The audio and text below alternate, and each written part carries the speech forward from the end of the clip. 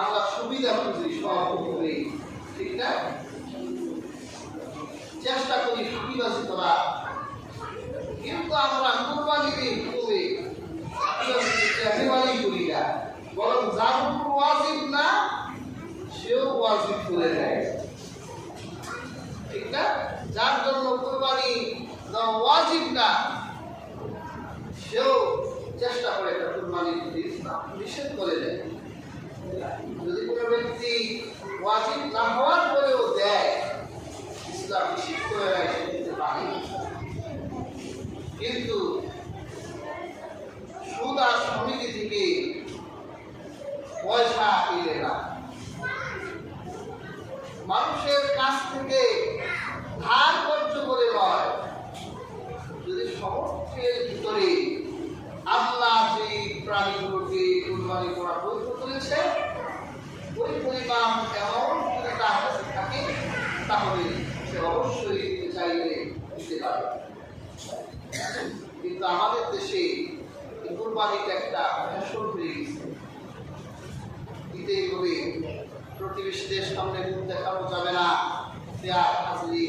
হযরত ইব্রাহিম আলাইহিস সালাম প্রতিবেশীদের তোয়াক্কা করেননি যে সন্তান জবাই করে দিলে বিশ্ববাসী আমাকে একদিন ধিক্কার দিবে, তিরস্কার দিবে। একজন নবী নিজের আপন সন্তানকে হত্যা করেছে, তিনি নির্ভয় করেছেন, তিনি আল্লাহর হুকুমের মুতাজ ছিলেন, আল্লাহর হুকুমের সামনে বিনা প্রশ্নে বিনা বাক্যে মাথা নত করে দিয়েছেন। সুবহানাল্লাহ। কাজেই আমরা যারা কুরবানি দিব, ইব্রাহিমী আত্মা দিয়ে কুরবানি দিব। রাসূলুল্লাহ সাল্লাল্লাহু আলাইহি ওয়াসাল্লাম বলছেন, কি বুবিহা নাফসা, কুরবানি মানুষের নফসকে পবিত্র করে দেয়, তাই না? কিভাবে দেয় দেখেন, যদি আপনার পয়সা হালাল হয়, প্যার হাজরিন, হালাল পয়সা কামাই করতে মাথার ঘাম পায়ে ফেলতে হয়, কিন্তু হালালের পয়সা উপার্জন করতে বেশি সময় লাগে না। প্রতারণা করে উপার্জন করা যায়, কিন্তু হালাল পয়সা উপার্জন করতে গেলে কষ্ট করতে হয়, মেহনত দিতে হয়, মাথার ঘাম পায়ে ফেলতে হয়। আপনার এই পয়সাটা একেবারে পিওর হালাল পয়সা। পশু হাটে গিয়ে আপনি যখন পশুটা আপনার, যে পশুটা আপনার নজরে পড়বে, হৃদয় সাক্ষী দিবে, মনের মতো, সেটাই ক্রয় করতে হবে। তবে আপনার মনের মতো পয়সা অনুযায়ী হতে হবে। আপনি যখন আপনার ঘাম ঝরানো পয়সা দিয়ে একটা পশু ক্রয় করে বাড়ি আনবেন, আর কুরবানির দিন যখন এই পশুটাকে কুরবানি করার জন্য আপনি, এখন তো আর ঈদগাহে কুরবানি হয় না, রাসূলুল্লাহ জামানায় সব কুরবানি ঈদগাহে হতো, যার যার বাড়িতে হয়। আপনি যখন পশুটার গলায় ছুরি দিয়ে বিসমিল্লাহ আল্লাহু আকবার বলবেন, তখনই আপনার হৃদয়ে একটু ব্যথা অনুভব হবে। দয়াল মাওলা, এত কষ্ট করে পয়সা উপার্জন করে পশুটাকে তোমার সামনে হাজির করলাম, এখন আমি এই রক্ত প্রবাহিত করে দিব। এখন যদি রক্ত প্রবাহিত হওয়ার পর আমার কুরবানি কবুল না হয়, তাহলে আমার যে হতভাগার কেউ হবে না। এইভাবে যখন আপনার হৃদয়ের ভিতরে গান অনুভব হবে, আপনি দেখতে পাবেন আপনার হালাল পয়সা যে তেজ আল্লাহ পাক আপনার হৃদয়ের ভিতরে ঢেলে দিবেন। এই কথাই আপনার কুরবানিকে আল্লাহ কবুল করাই দিবেন। আর আপনি যদি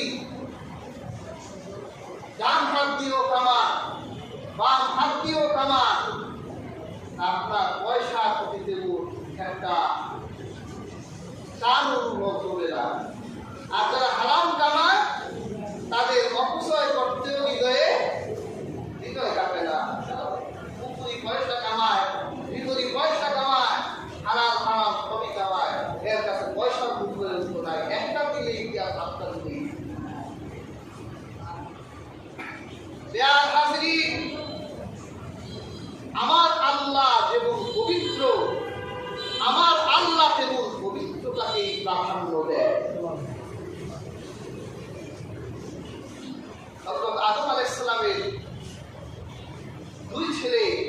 হাবিল এবং কাবিল,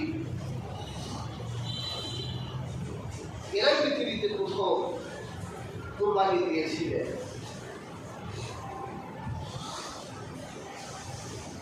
হাবিল ছিল আল্লাহর হুকুমের মুহতাজ, আর কাবিল হয়ে গিয়েছিল দুনিয়াদার। দুই ভাইয়ের দুই পেশা, এক ভাই পশু চড়ায়, আরেক ভাই কৃষিকাজ করে। আল্লাহ তাআলা বললেন, তোমরা বোন বিবাহ নিয়ে দ্বন্দ্ব যখন করছো, তাহলে তোমরা কুরবানি উপস্থিত করো। হাবিল চিন্তা করলো, আমি তো পশুপালন করি, আমার পশুগুলোর মধ্য থেকে যে পশুটা সবচেয়ে আমার কাছে প্রিয়, আমি এটা আল্লাহর সামনে হাসিল করব। ওই সময় আল্লাহ তাআলা কুরবানি কবুল হওয়ার চিহ্ন বলে দিলেন যে তোমরা পাহাড়ে কুরবানি রেখে পাহাড়ের নিচে অপেক্ষা করবে, আমি আকাশ থেকে আগুন পাঠাবো, যা কুরবানি আমি আল্লাহর কাছে কবুল হবে, তার কুরবানি আগুন জ্বালিয়ে ধ্বংস করে দিবে। কাবিল চিন্তা করলো, না, ভালো ফসল দেওয়া যাবে না, আগুনে যখন জ্বালাই দিবে তো ভালোটা দিয়ে লাভ আছে। সে কিছু পচা বক, কিছু পচা ফসল একত্রিত করে সে পাহাড়ে রেখে আসে। এক ভাইয়ের মনে পবিত্রতা যে আমার আল্লাহর সামনে আমি উপস্থাপন করব, সেটা মন্দ কোনো জিনিস হতে পারে না। আমার হৃদয় সবচেয়ে ভালো যেটাকে বলে, আমি সেটাকে আল্লাহর সামনে হাজির করব। আরেক ভাই চিন্তা করলো, আগুন যখন জ্বালিয়েই দিবে তো ভালোটা দিয়ে লাভ কি, বড় মন্দটাই আল্লাহর সামনে হাজির করব। দুই ভাই পাহাড়ে কুরবানি রেখে পাহাড়ের নিচে অপেক্ষা করছে, কখন দুপুর হয়, কখন দুপুর হয়। হঠাৎ একটা আকাশ থেকে আগুন নামতেছে।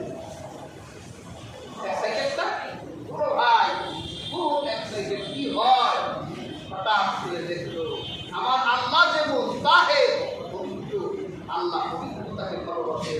আল্লাহ তাআলা আগুনকে নির্দেশ দিলেন, হাবিলের কুরবানি কবুল করা হয়েছে, তার ছাগলটাকে জ্বালিয়ে দেওয়া হলো। কাবিলের মেজাজ খারাপ, কি আমারটা কবুল করা হলো না, আমারটা কবুল করা হলো না, তা কি হয়েছে, আমি দিয়ে দেব। প্রিয় হাজিরিন, আল্লাহ পাক কুরআনে এই ঘটনাটা বলেছেন। আমার আল্লাহ পাক হাবিলের কুরবানি কবুল করলেন, তার হৃদয়টা পবিত্র ছিল। এই পৃথিবীবাসীও যদি আল্লাহর কাছে কুরবানি নিয়ে হাজির হয়, সে যে কোনো কুরবানি হোক না কেন, সেই কুরবানিটা আমার আল্লাহর কাছে কবুল হবে, তার হৃদয়ে কবুল। আল্লাহ কোরআনে বলেছেন, লাইয়ানা বাতুল্লাহ কুরুহা ওয়ালা কিতাউহা ওয়ালাকিন ইয়ানালুহুত তাকওয়া মিনকুম। আল্লাহ পাক বলেন, তোমাদের কুরবানির গোশত আমি আল্লাহর কাছে আসে না, রক্ত আমি আল্লাহর কাছে আসে না, তোমাদের হৃদয় আমার কাছে আসে। প্রিয় হাজিরিন, আমার আল্লাহর কাছে আপনি হৃদয়টা উপস্থাপন করবে। কাজেই ইব্রাহিম নবীর এই কুরবানির শিক্ষা থেকে আমাদের গ্রহণ করতে হবে। ইব্রাহিম নবীর কুরবানির এই শিক্ষা থেকে আমরা যা গ্রহণ করব, ইব্রাহিম আলাইহিস সালাম যে তার সন্তানকে কুরবানি করেছিলেন, তার হৃদয়টা আল্লাহর সামনে উপস্থাপন করিয়েছিলেন। আমরা যদি কুরবানি করি, তাহলে আমাদের কুরবানি গুলো এমন হতে হবে যে আমাদের হৃদয়টা খালেস হতে হবে, পবিত্র হতে হবে, তাহলে আমাদের কুরবানি আল্লাহর কাছে কবুল হয়ে যাবে। কেউ